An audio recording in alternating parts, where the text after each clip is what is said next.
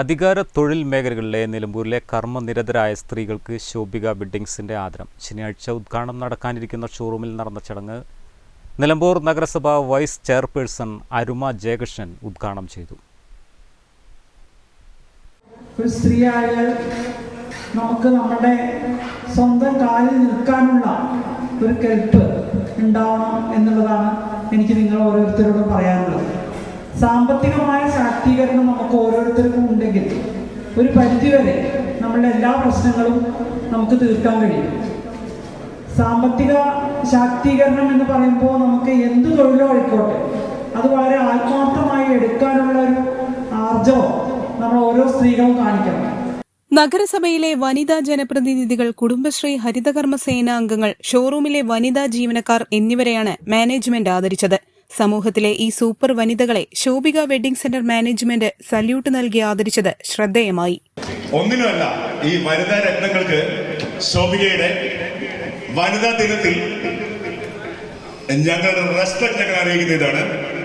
Ready, 1, 2, 3, salute.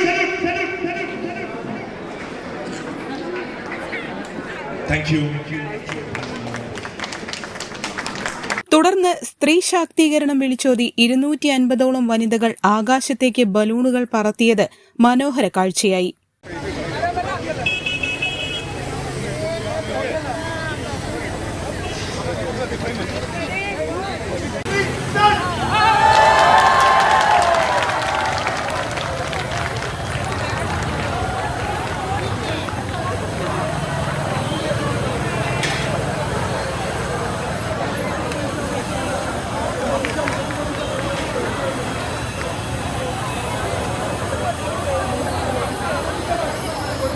തങ്ങൾ വനിതകളടക്കമുള്ള ജീവനക്കാരോട് ഏത് രീതിയിലാകും പെരുമാറുക എന്നതിന്റെ ഉദാഹരണം കൂടിയായി മാറി വനിതാ ദിനാചരണത്തിന്റെ ഭാഗമായി സംഘടിപ്പിച്ച ചടങ്ങുകൾ. ഈ വരുന്ന മാർച്ചിന് ശോഭികയുടെ നിലമ്പൂരുള്ള ഷോറൂം ഓപ്പൺ ചെയ്യുകയാണ്. അതിനോടനുബന്ധിച്ച് നമ്മളെ ഈ വുമൻസ് ഡേ, അടുത്ത ദിവസം വുമൻസ് ഡേ ആണ്.